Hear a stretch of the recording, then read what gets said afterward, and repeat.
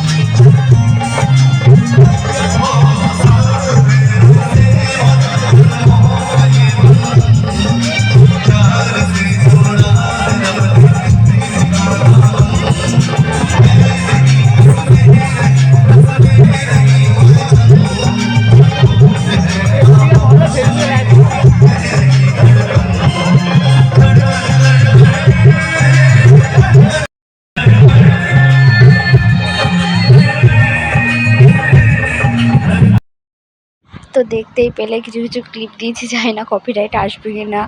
আমি ঠিক এখনও বুঝে উঠতে পারি না কোন গানে আসে কোন গানে আসে না। তো দেখো, তোমরা কেউ জেনে থাকলে অবশ্যই কমেন্ট করে আমাকে প্লিজ বলো। তো হচ্ছে ভালোই প্রোগ্রাম হচ্ছিল আর কি, বিচিত্রা অনুষ্ঠান আর কি। তোমার স্যাক্সোফোন, ড্যান্স, তারপরে সং সব কিছু মিলিয়ে আর কি প্রোগ্রামটা হচ্ছিলো, বেশ ভালোই হচ্ছিলো। তো তারপরে আমি গেছিলাম, আমার বান্ধবী আর বান্ধবীর বোন গেছিলো।